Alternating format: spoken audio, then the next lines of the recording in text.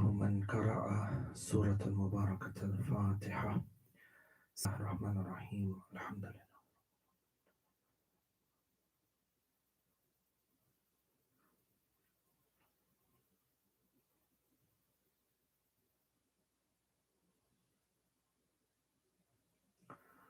أعوذ بالله من الشيطان اللعين الرجيم. بسم الله الرحمن الرحيم.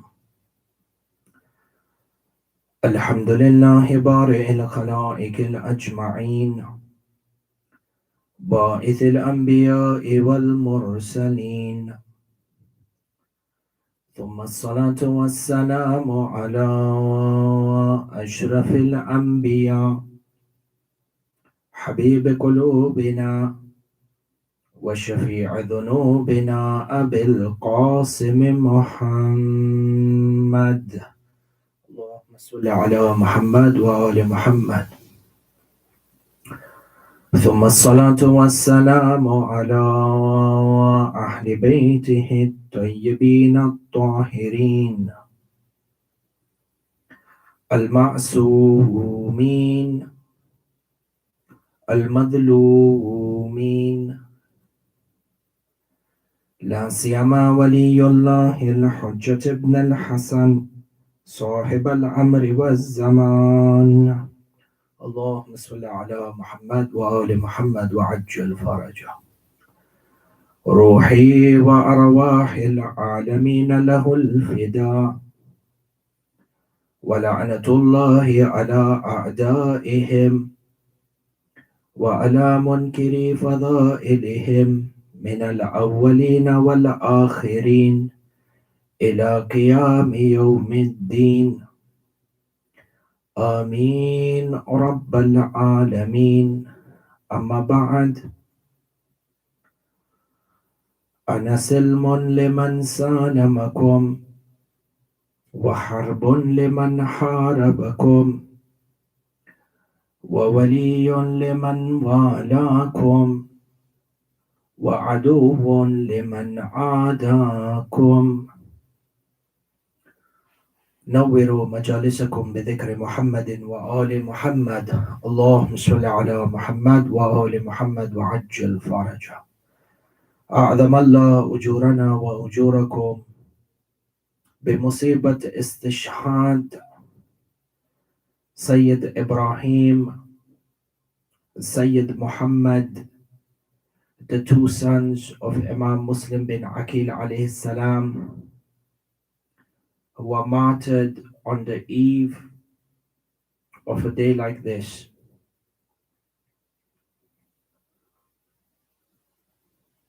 For tonight's lecture, Ahibba'i,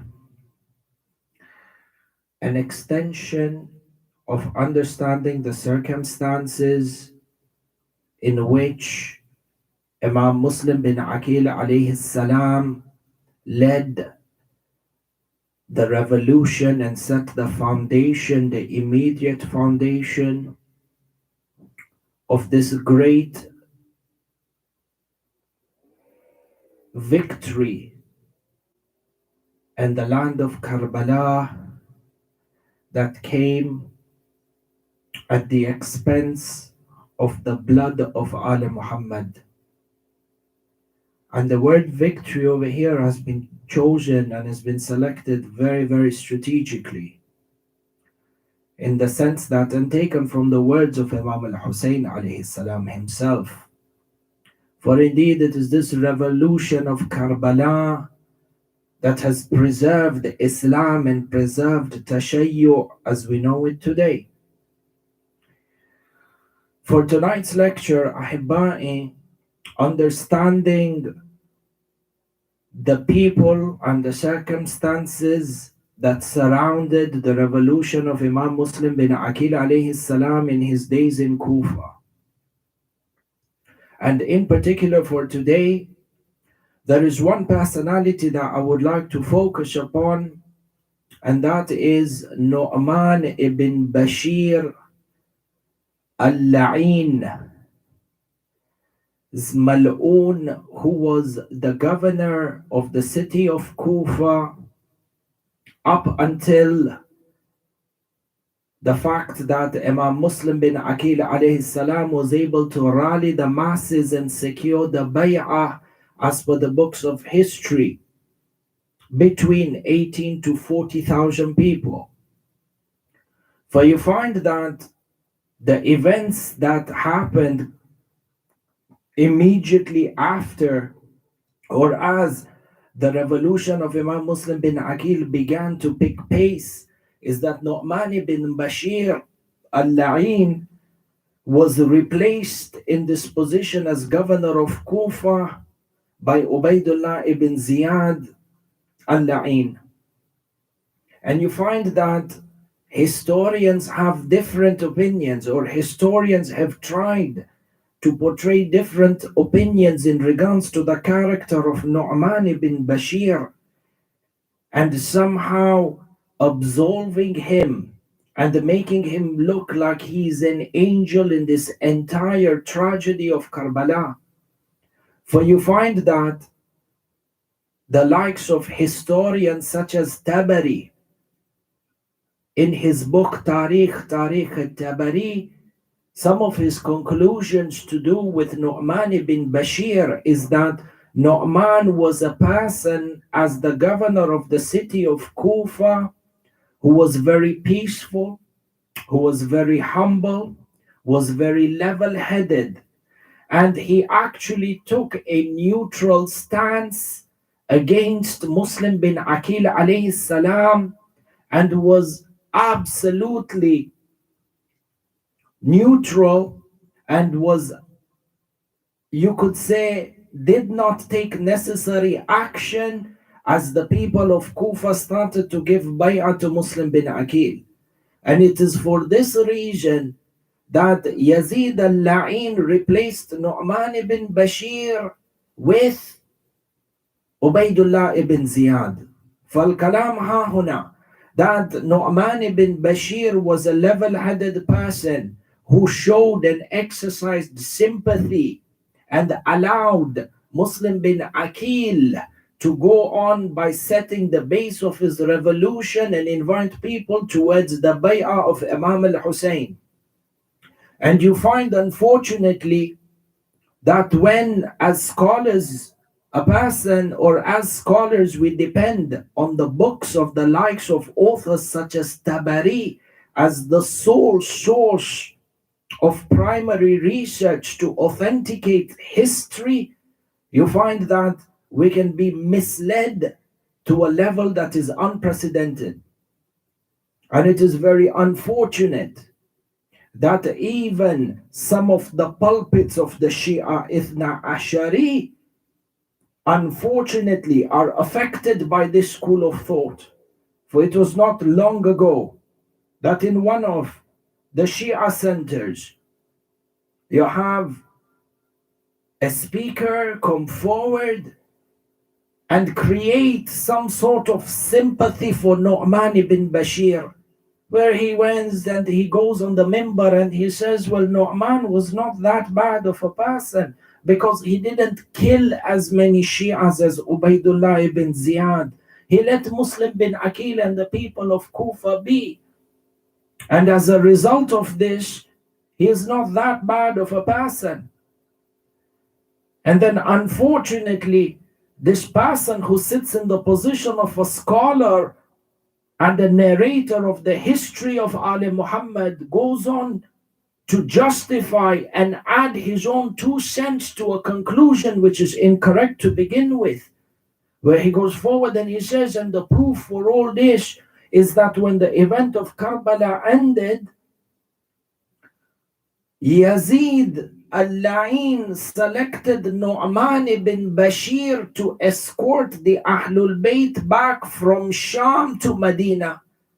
And the fact that he was tasked with the responsibility of safeguarding the women and Imam Zainul Abidin after Sham, after their imprisonment, after the entire event of Karbala, he was tasked with bringing them back safely.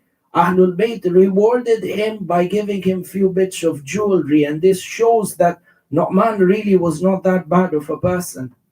Hayil mushkila that emanates from those who try to represent the history or narrate or educate others on the history of Ali Muhammad. This is a great danger when their only source of reference leads back to the sources, the likes of Tariq al-Tabari, who is from the Mukhalifin.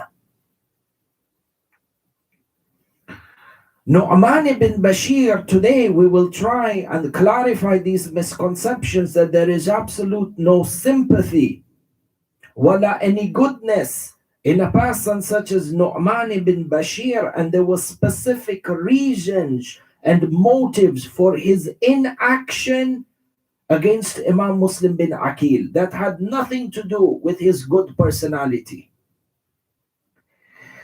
When you come and you look at the likes of Nu'man ibn Bashir, number one, you step back and you have a look at his lineage. And you find over here that Nu'man ibn Bashir, his father was Bashir, was one of the people from the Ansar who was actually discredited later on by the community of the Ansar themselves. And Nu'man ibn Bashir, like his father, was also discredited from the circle of the Ansar. The Ansar, yani from the companions of Rasulullah sallallahu alayhi wa alihi wa sallam, Allahumma salli ala Muhammad wa ali Muhammad wa ajil farajah, were classified into two categories. You had one of them who were the Muhajirin, and these are those companions of Rasulullah who converted and embraced the message of Tawheed and the message of Islam from the days of Mecca and migrated with Rasulullah to the city of Medina. And on the other hand, you have the Ansar. The Ansar were the dwellers and the residents of the city of Medina who actually welcomed the Holy Prophet during the Hijrah, welcomed him and set Medina as the base to be the capital of this Islamic movement and the establishment of the Islamic government of Rasulullah in the land of Hijaz, the base and the capital city being Medina. So you had from amongst the Ansar and the Muhajirin. From the Ansar, there was Bashir, the father of Nu'man ibn Bashir. Now Bashir, despite being from amongst the Ansar, he was from one of those munafiqeen who went forward and was one of the first people to break the pledge of allegiance given to Amir al-Mu'mineen on Eid al-Ghadir, on Yawm al-Ghadir. And historians narrate that upon the martyrdom of Rasulullah and the painful and the sad event of Saqifa happened when the Muslims abandoned the pure body of Rasulullah and abandoned the burial rituals. They met in the Saqifa of Bani Sa'ad to select a leader from amongst themselves, and the first person to give bay'ah to Abu Bakr, one of the first people from the Ansar, was this person Bashir. Bashir, the father of Nu'man ibn Bashir. And you find over here that the hatred of the father and the nifaq of the father towards Amir al-Mu'mineen and towards Ahlul Bayt was passed on to the son. And the son inherited these qualities and kept up with this hatred, as we will see. Now over here there is a kalam that is important, that in history when we begin to authenticate, accredit or discredit people, we are not of the type that we discredit a person by discrediting their fathers or their extended family members or pulling faults from there and replaying it and reposting it and relaying it on other members of the family. La. The fact that we mention the father of Nu'man ibn Bashir is to point towards a reality which is absolutely delicate and sensitive. Just like the way as parents there are certain characteristics, there are certain qualities that are inherited by our children through our DNA, through our genes. there are certain spiritual qualities and spiritual characteristics that are also passed on from one generation to another. Just like the law of biology dictates that the genes of the father and the genes of a mother will have an impact on the child, similarly, spiritual belief and spiritual conviction and compliance is also one of those aspects, spiritual aspects of our existence that are also hereditary. And it does not mean that every person who belongs to a father or forefather generation of the haters of Ahlul Bayt or enemies of Ahlul Bayt, the same will apply later on. La, person has to go above and beyond and tawfiq in order to gain that guidance, but it does not cancel out the original or the default rule of thumb, and vice versa, ahibba'i. For you find that Nu'man ibn Bashir grows up in this household and in this environment of hatred towards Amir al-Mu'mineen. By looking at the manner in which he belonged to the household that was one of the first to negate and to go against the bay'ah of Amir al-Mu'mineen. Number two, having said this, Nu'man ibn Bashir himself was one of those people who launched his political career and profiteered in the sense that he amassed great financial wealth by banking upon the death of Uthman ibn Affan. When Uthman ibn Affan's house was placed under siege, one of the people who were inside of the house together with Uthman, because Nu'man ibn Bashir had affiliations with Bani Umayyah from the day of Saqifa, when the pledge was of allegiance that was granted to Amir al-Mu'mineen was negated and the rights of Khilafah were usurped. One of the first beneficiaries of Saqifa, as Abu Sufyan mentions, was himself. For Abu Sufyan being a direct beneficiary of Saqifa, during the time of Umar ibn Khattab, Muawiyah is placed as the governor of the land of Sham. And during the time of Uthman, you find that Nu'man ibn Bashir was one of those people, because of their long-standing loyalty to the parties against Amir al-Mu'mineen, was a great beneficiary from the Ali Umayyah camp. Which is why when Uthman ibn Affan was placed under siege and the Muslims had had enough and their patience had worn thin due to the oppression,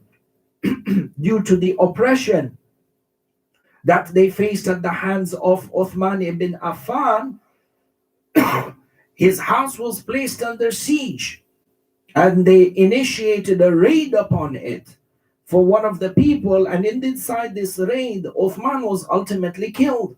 Inside of his house, while this raid was happening, one of the people who were within this close circle of people together with Uthman was Nu'man ibn Bashir. And for your information, that even though he profiteered from Ali Umayyah, there is no historical account of Nu'man ibn Bashir ever trying to defend or stand up for Uthman ibn Affan. In any case, as Uthman was killed, the historians narrate that it was Nu'man ibn Bashir who secretly took the blood-stained shirt of Uthman ibn Affan from Medina and then traveled all the way to Sham, presented himself in the palace of Muawiyah ibn Abi Sufyan, and he began to dramatize the oppression of Uthman ibn Affan by waving this blood-stained shirt, or apparently blood-stained shirt, in the palace of Sham. And from here it was Nu'man ibn Bashir who embarked upon a propaganda to arouse the masses to engage in war against Maulana Amirul Mu'mineen alayhi salam, 3 subsequent wars that costed the Muslim Ummah tens and thousands of lives. هاي هو بشير بن نعمان.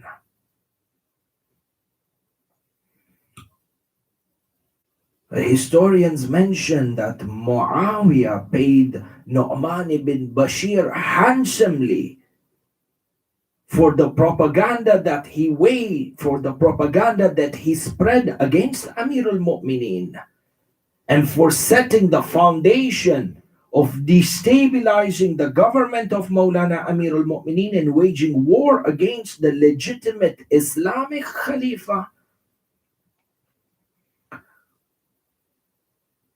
Nu'man went on to exhibit and demonstrate unconditional loyalty towards Muawiyah. And in fact, it was Nu'man ibn Bashir who partnered up with Abu Huraira, who then went as special ambassadors of Muawiyah from Sham, and they came to Amir al-Mu'mineen alayhi salam, advising, look at this, advising Amir al-Mu'mineen to uphold the principles of justice by handing over the killers of Uthman to Muawiyah such that they may face the retribution and the punishment for his killing. Did they forget the hadith in which it has reached the levels of tawatur in the books of the Amma as well as the Khassa, where Rasulullah sallallahu alayhi wa alihi wa sallam said, Allahumma salli ala Muhammad wa ali Muhammad wa ajil faraja, Aliyun ma'al haqq wal haqqu ma'a Ali. Truth is with Ali. Ali is with truth. Ali is with haqq. First of all, it was not Amir al-Mu'mineen alayhi salam who was directly involved in taking the life of Uthman ibn Affan.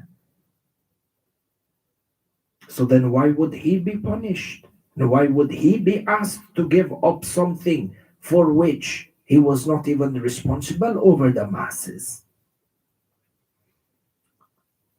And if retribution was to be given to the perpetrators of this so-called crime, then what about the reasons that led to the assassination to begin with? Part of justice is for this to be taken into consideration as well. For in any case, you find that Abu Huraira together with Nu'man ibn Bashir were those men who propagated war against Amir al-Mu'mineen alayhi salam in favor of Muawiyah.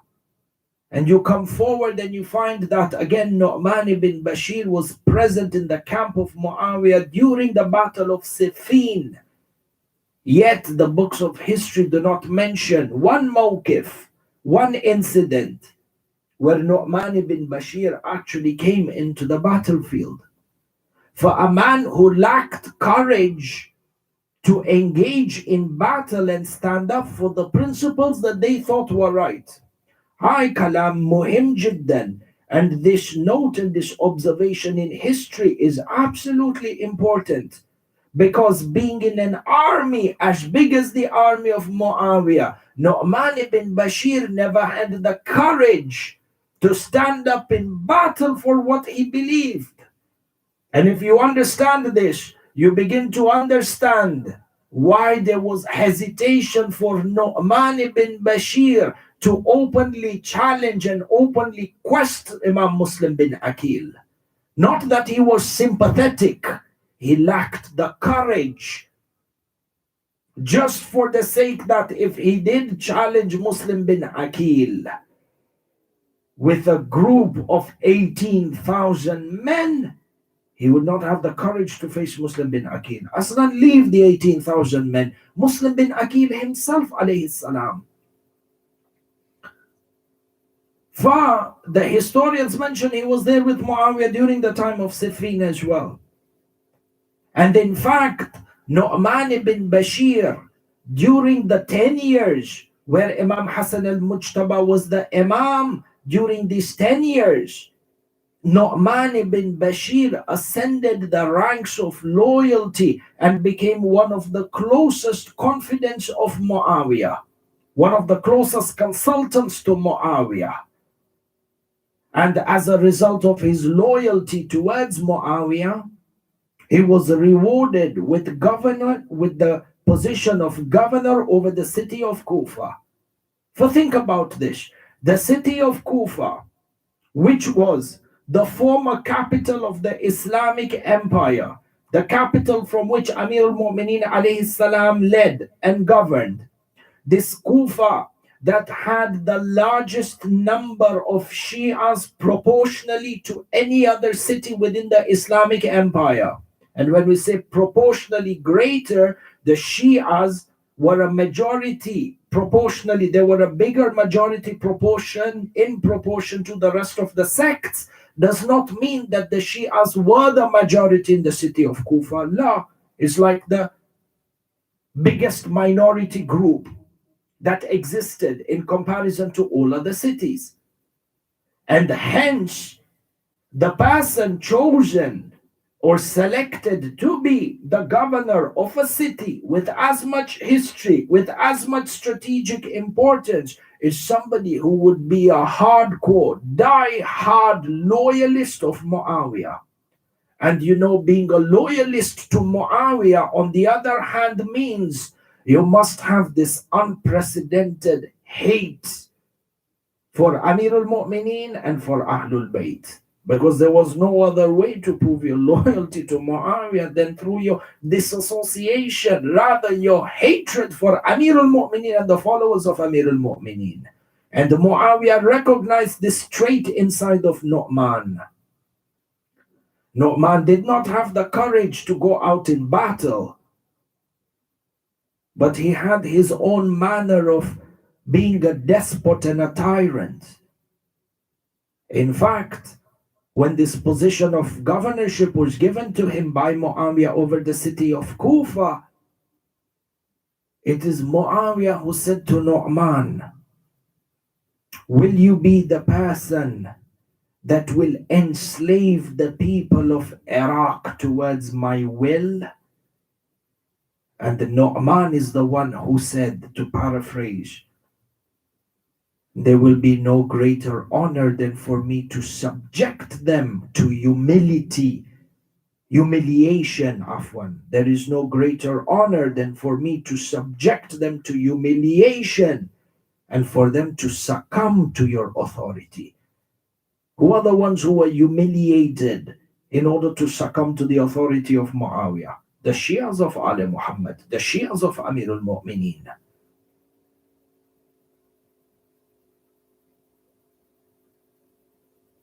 And the financial policies that Nu'man ibn Bashir adapted and implemented while he was the governor of Kufa, such that even the monthly stipends that was the right of the Muslims, if they were known to be from the Shias of Ali Muhammad, their stipend would come down. And in one of the instances, he held back close to 10,000 dinars of stipends that was from the dues and the rights of the citizens of Kufa, who were also the Shias of Ali Muhammad.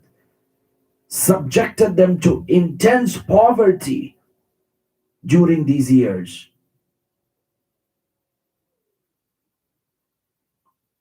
For a person who has this sort of history, it is unacceptable for anyone to sit on the pulpits of Ali Muhammad and create sympathy for the likes of Nu'man ibn Bashir. La'natullahi alayhi. And it is incumbent upon scholars to understand history from legitimate books and legitimate sources, lest they not only misguide themselves, but misguide the masses. As for the incident of Nu'man ibn Bashir being in charge of bringing back Ahlul Bayt from Sham to Medina, and Ahlul Bayt rewarding him with few pieces of jewelry. This is in no way an attestation of the repentance of Nu'man ibn Bashir, or the fact that Nu'man ibn Bashir was blessed and a good person and won respect from Ahlul Bayt in any way. La.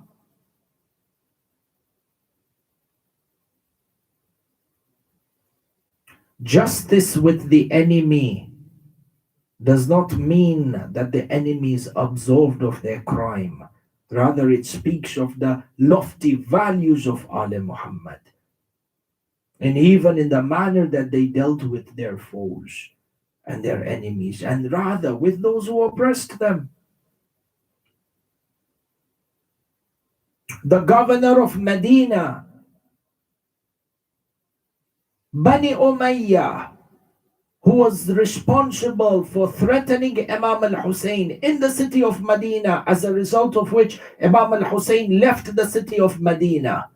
This same person, during the event of Harra and during the later on events, when he had to flee the city of Medina because his life and his family were in danger, they came to Imam Zainul Abidin alayhi salam, and he says to Imam Sajjad alayhi salam, I leave my wife in the care of your household.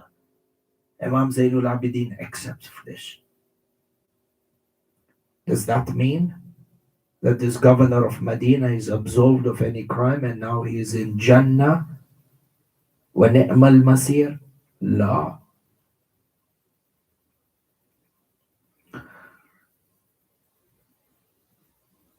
Nu'man ibn Bashir, in regards to his stance towards Imam Muslim bin Aqeel,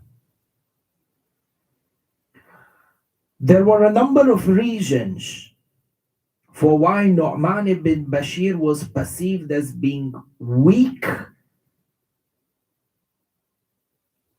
and unable to take action against Muslim bin Aqeel. Make no mistake, he was not sympathetic towards Ali Muhammad, not with his history that he comes with and his acts against the Shias of Ali Muhammad. The reality of the matter is that when you return to the books of history, you find that, number one, Nu'man did not have courage to engage in direct battle with Muslim bin Aqeel. And his primary fear was that as Muslim bin Aqeel is going out and seeking bay'ah from the people of Kufa, and there are from amongst these 18,000 men, the likes of Mukhtar, for example, al-Thaqafi, the likes of Muslim ibn Awsaja, the likes of Abbas, the likes of Habib ibn Madahir, the likes of Sulaiman ibn Sard, the likes of Ibrahim, the son of Malik al-Ashtar. And what happened to all these people in the city of Kufa during the days of Muslim bin Aqeel? We will mention during the nights of Shahr Muharram, inshaAllah. But with the likes of these people, Bashir ibn Nu'man had made calculations that if he, as the governor of Kufa, was to take violent action or threaten these people in any way, with the likes of people like these, the numbers of his time inside of Kufa would be very shortly numbered. For Khulasat al-Kalam, the summary in that he did not have courage to face them. Number one.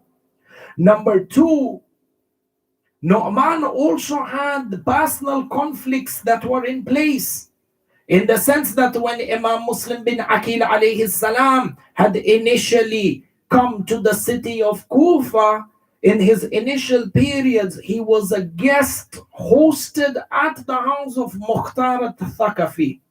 Muslim bin Aqeel was a guest in the house of Mukhtar, but Mukhtar was married to the daughter of Nu'man ibn Bashir.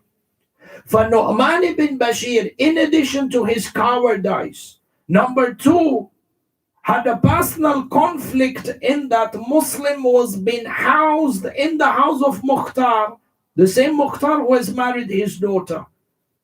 For he was reluctant to take steps at a premature level that would perhaps harm and put his daughter or the daughter's house and reputation in any sort of jeopardy or danger. This is number two in terms of a personal conflict. Number three, Nu'man ibn Bashir himself did not look eye to eye with Yazid ibn Muawiyah, in the sense that he had previous engagements and encounters with Yazid al-La'in during the lifetime of Muawiyah, where decisions were made in favor of Yazid against Nu'man ibn Bashir.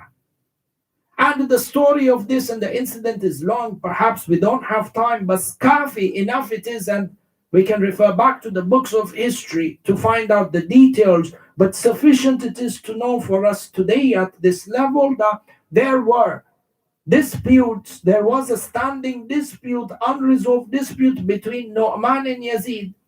And hence, when the death of Muawiyah happened and Yazid was sworn into power, Nu'man was making his own political personal calculations to see if Yazid would be the right carrier that would allow him to attain his personal ambitions.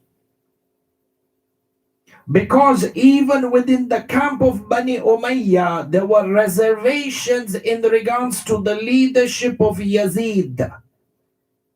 For like they say, the men around the king were waiting to see the settlement of the king before they bet their money on him. For Nu'man had these political calculations to see whether Yazid would be the right person and the right carrier through which he would be able to achieve his financial and his political ambitions and motivations. For Yazid has just come and usurped the position of Imamat or Khilafah, ascended the throne. And then there is Imam al-Hussein, who has left the city of Medina and is in Mecca. And with Muslim bin Aqeel, Zahiran, there is massive crowd and massive support. For Nu'man was making political calculations on which side he should be and what stance he should take in order to secure, number one, his position, and number two, his ambitions. And because of the political turbulence during the time, Nu'man's calculations took him longer than what he would have liked. And within that time, the spies of Yazid inside of Kufa wrote back to Yazid stating that Nu'man has become weak, and hence his immediate replacement with Ubaidullah ibn Ziyad. It was not that Nu'man was sympathetic towards Muslim bin Aqeel, sympathetic towards the Shia. Miskin didn't want bloodshed. Abadan la. Quite the contrary. Because upon his dismissal from Kufa, Nu'man ibn Bashir went back to Sham. And it is from there that Yazid actually appointed him as the governor of Homs. Do you really think that Bani Umayyah, if they perceived Nu'man ibn Bashir to be a weak leader who could not secure the interests of Bani Umayyah on the Islamic lands, do you think that they would appoint him or see him qualified to be the governor of Homs after being replaced from the city of Kufa? La.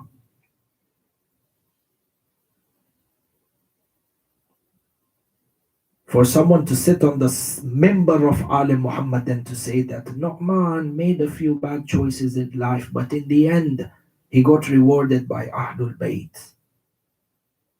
How shameless.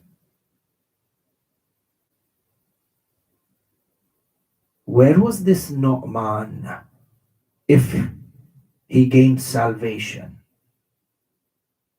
Where was this Nu'man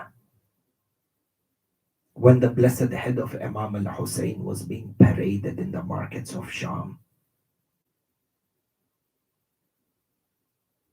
Where was this Nu'man when Sayyidah Zainab al-Kubra and the rest of the women were brought into the darbar and humiliated by Yazid and his men? For him to sit there, everything got absolved because he got few bits of jewelry.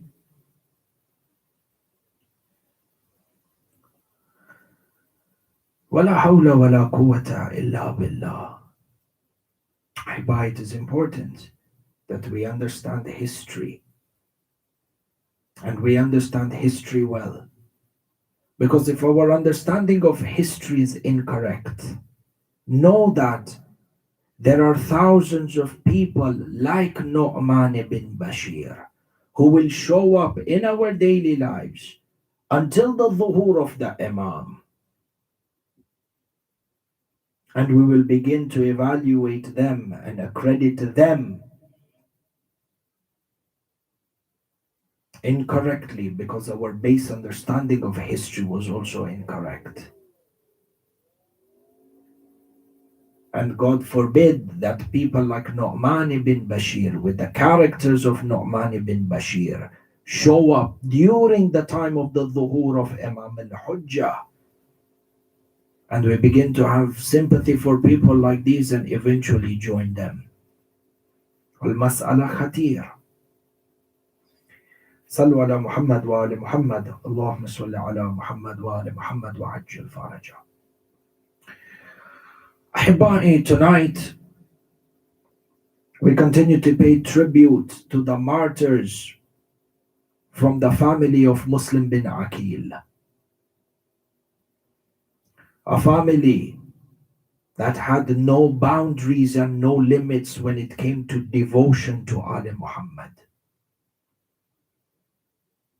And from the children of Muslim bin Aqeel alayhi salam, who were there in Karbala, there were those that got martyred and there are those that survived.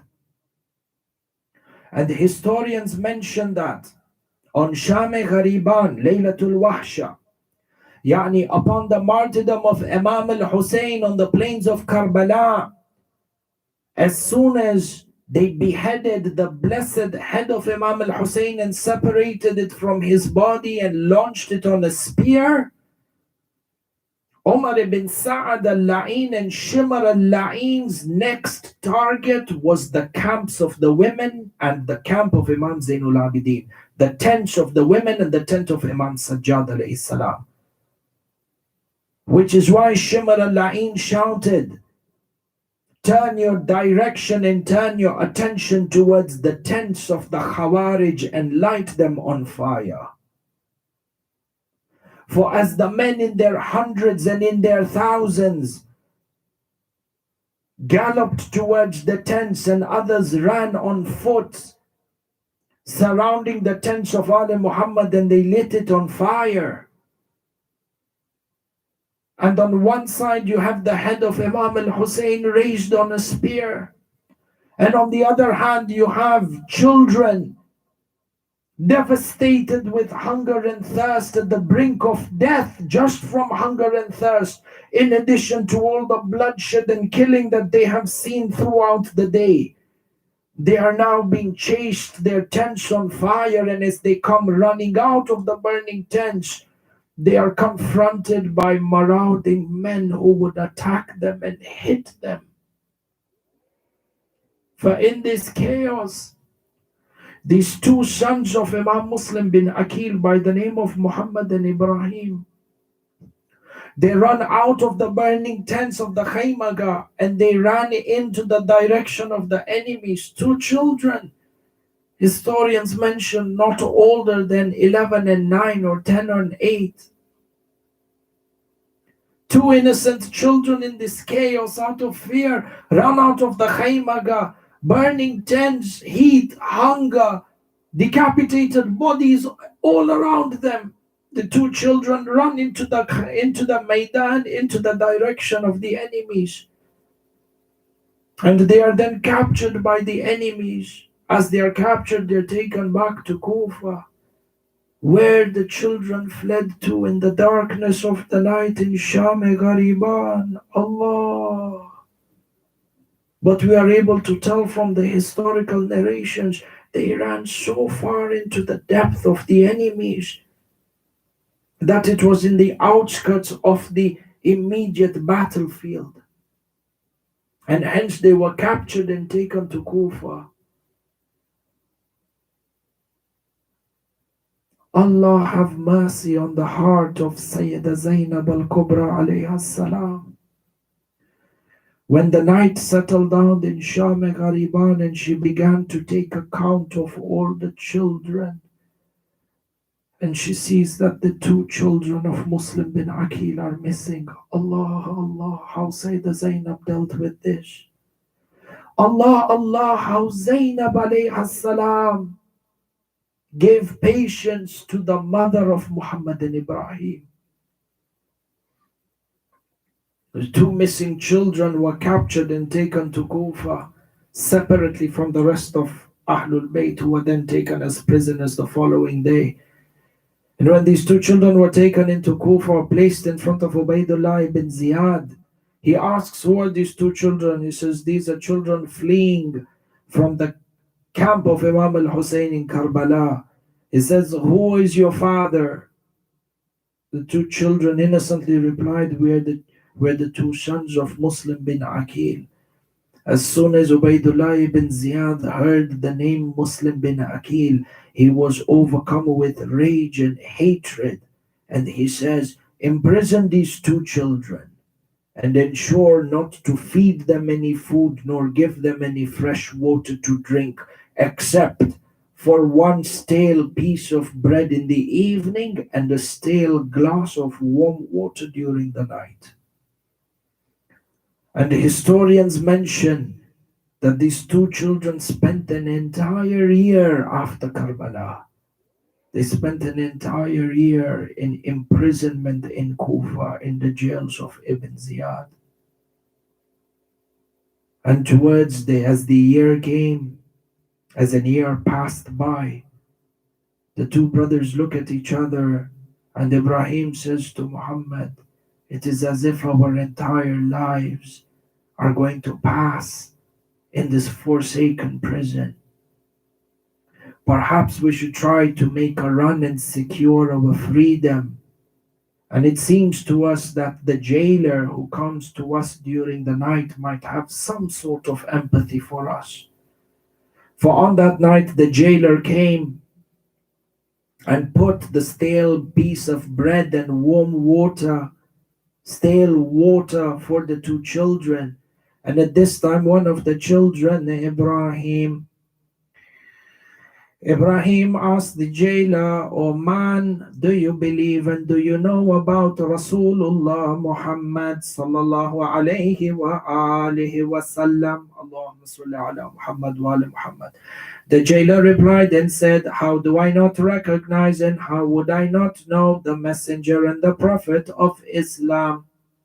Ibrahim then asked him, "Oh man, are you aware of Ja'far al-Tayyar?" He says, "How can I not know Ja'far al-Tayyar when he is from the family of the Holy Prophet, martyred in war, and Allah has blessed him with two wings instead of arms?"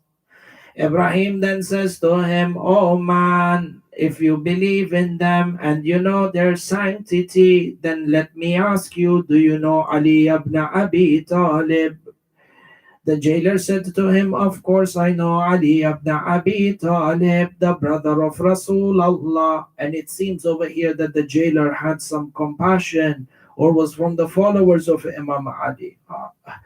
As soon as they saw that he had some positive reaction towards the name of Amir al-Mu'mineen, Ibrahim then said to him, oh man, if you know Ali ibn Abi Talib, then know we are the children of Muslim bin Aqeel.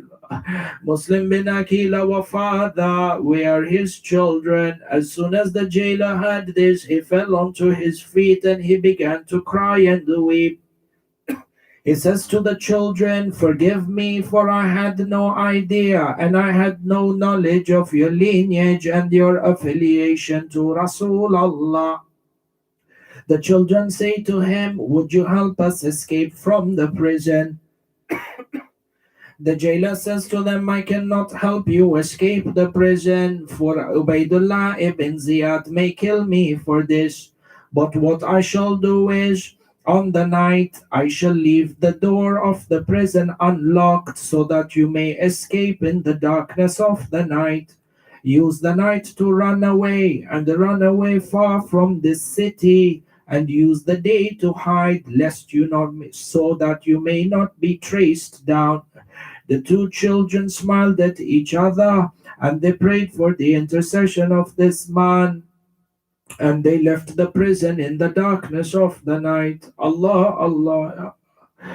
The two children, the two yateems of Muslim bin Aqeel, in imprisonment for an entire year, barely with any nourishment.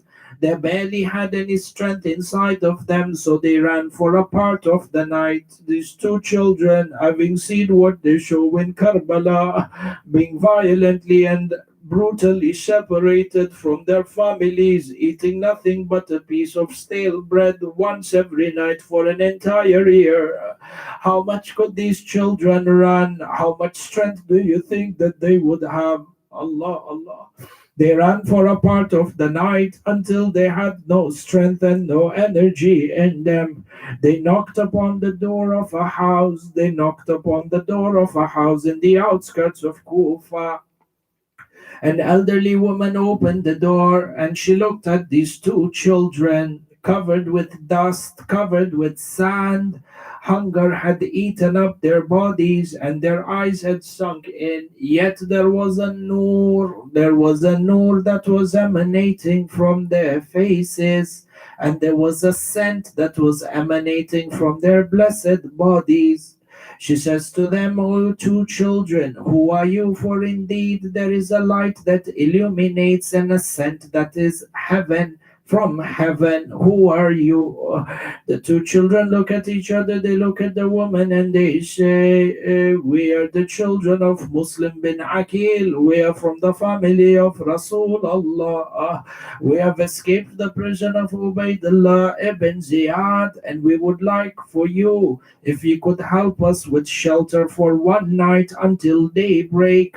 When the sun rises, we shall leave your house. Allah, Allah. The women looked at them and she began to weep and cry. She says to the two children, I would love to host you in the house and to provide you with shelter, but I fear that my son-in-law, in some of the historical narrations, they say it is either the son-in-law or the father or the husband who was the one who's being referred to. In the tradition that we have read, we've seen son-in-law. For we continue with son-in-law. She says, my son-in-law is from the enemies and he is from the soldiers of Ubaidullah ibn Ziyad. For it seems over here, and it is apparent from the books of history, that the elderly woman was a lover of Ali Muhammad, but she gave her daughter's hand to somebody who was from the haters and from the nawasib of Ali Muhammad. She says to him that my son-in-law is from one of the haters of Ali Muhammad. He is a soldier from the soldiers of Ubaidullah ibn Ziyad. In fact, he was there in Karbala and participated in the killing of Sayyid al-Shuhada. So the woman says, I fear for you too, lest he comes to my house and he captures both of you. The children say that, O woman, it is the darkness of the night, late into the night. If you shelter us for only a few hours with the hope that he doesn't come back before daybreak, we shall leave your house. The woman accepted. The two children came in. She prepared for them food and she laid out a sofra for them. The narrations mention that the children refused to eat and they kindly refused to eat, and they said, we would rather perform our prayer and worship Allah Azza wa Jal, get some rest before we wake up for the Fajr and depart from your house. Allah is the tarbiyah, the children of Imam Muslim bin Aqeel. They performed their wudu and they engaged in acts of worship. And then, as the night became darker, the two children lay down on the floor in a separate room. The woman had put them in a separate room and locked the door. The two children, Muhammad and Ibrahim, lay down on the floor. As they lay down, Muhammad, the younger one, says to Ibrahim, O my brother, I am not sure whether how long we shall live after this, but I wish that as we sleep tonight, why don't you hug me and I can hug you? I can take and I can absorb from the scent of your body, and I can remember my father through this. Allah. Ya. Ibrahim hugged his younger brother, providing him with that sense of security that your brother is here for you. As the two brothers fell asleep, the darkness of the night, the son-in-law came to the house of this woman and began to knock the door aggressively in the darkness of the night. The woman woke up and said, who is knocking my door? He said, open the door, this is your son-in-law. So she asked him, is this the time to come to my house? This is not an appropriate time. So the man began to knock the door, even bang the door even more violently, saying to her, O woman, do not argue with me, lest I break down this door. She says to him, what brings you to the house at this time? He replied by saying, there are two children of Muslim bin Aqeel who escaped from the prison. Ubaidullah ibn Ziyad has made an announcement and has placed a bounty on their head. Whoever captures them dead or alive, they shall be granted 1,000 dirhams per child, and 1,000 dirhams per child, or 1,000 dinars per child. And if we bring both of them, we shall be given 2,000 dinars.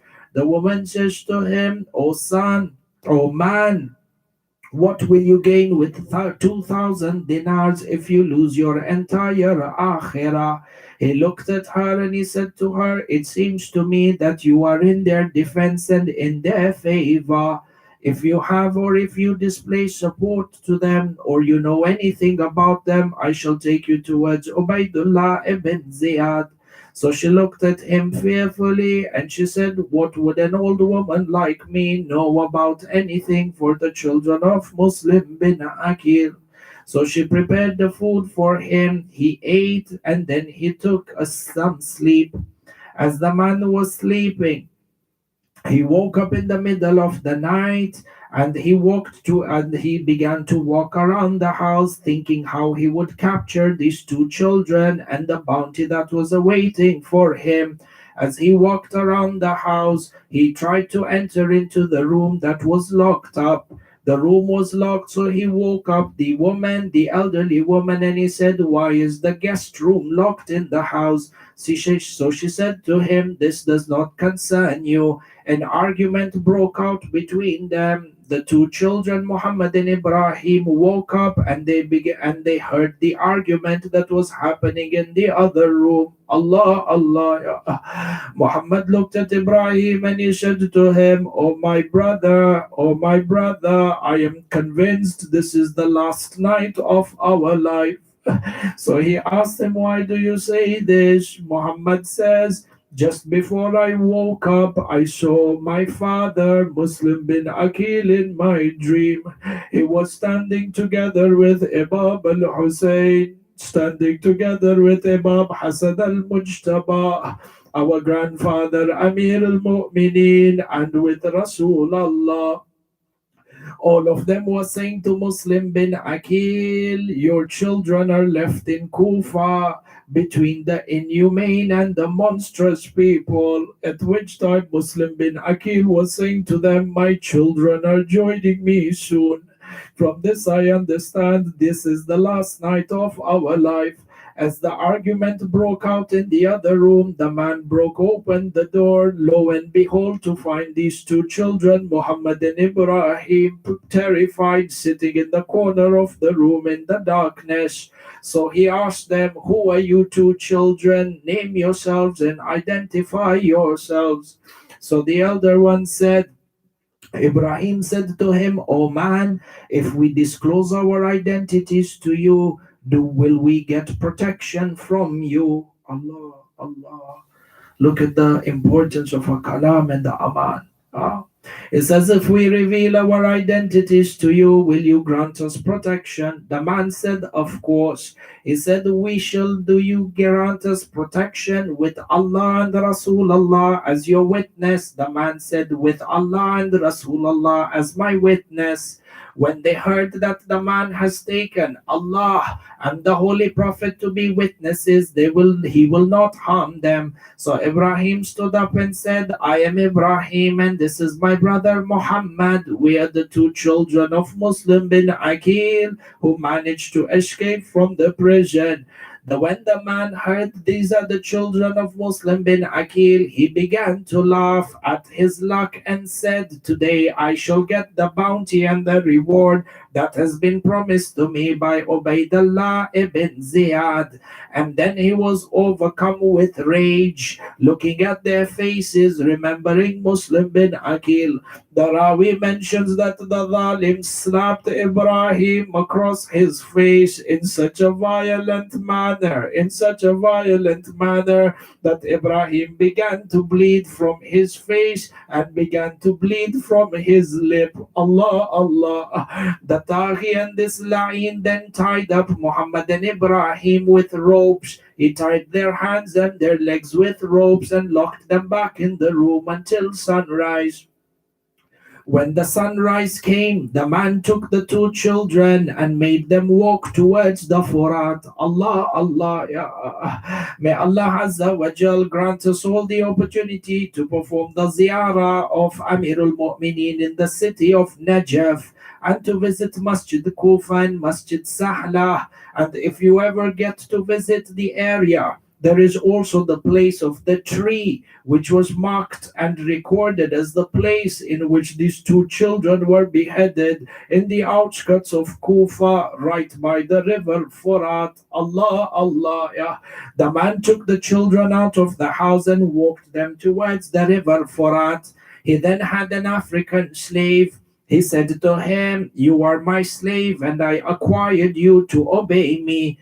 Take these two children to the river banks, behead them, and bring their head back to me.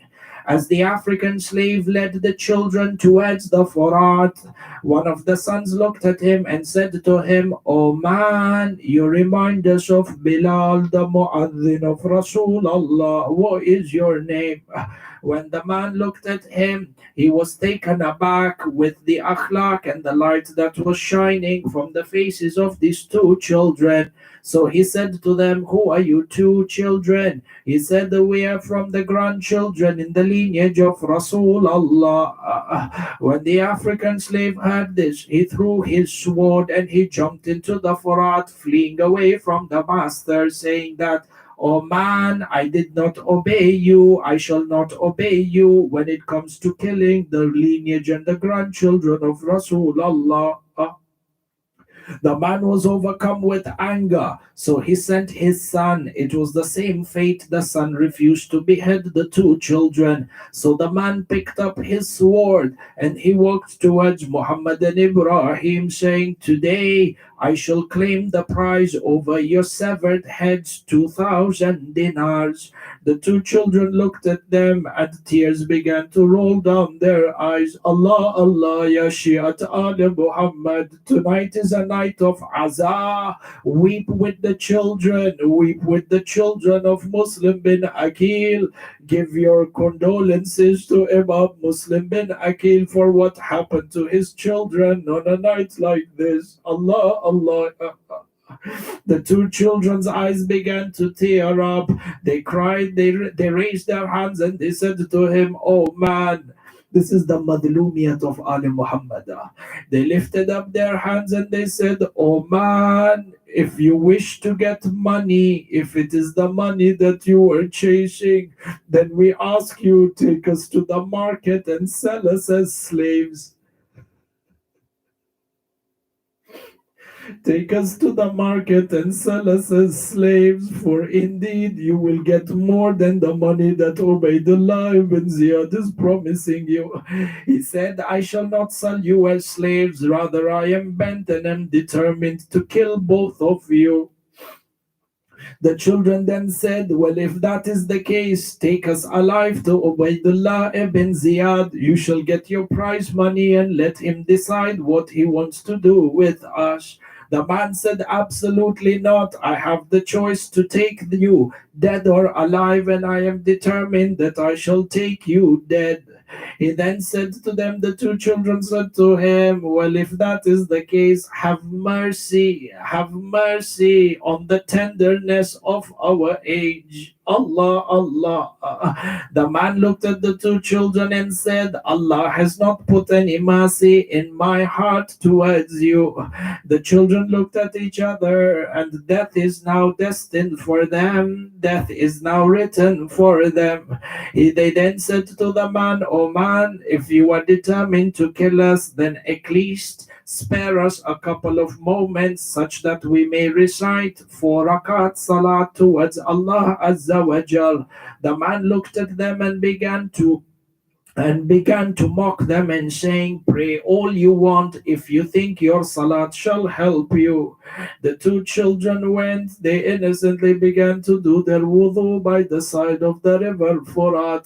They then both recited two rakat salat, and then upon completing the salat, Muhammad raised his hands together with Ibrahim. He raised his hands towards the heavens and said, "Ya Allah, you be the judge between us and between this person who is oppressing us." Allah, Allah.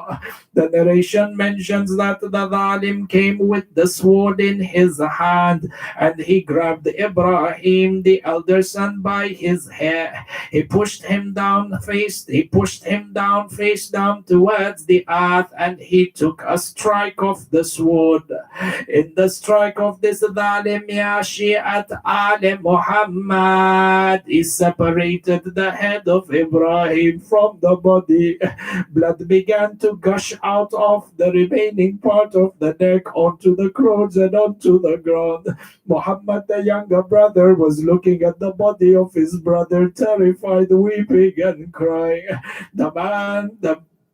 The man then turned towards Muhammad to behead him as well. Muhammad said to him, "Oh man, give me a few moments to weep over the body of my brother before you kill me."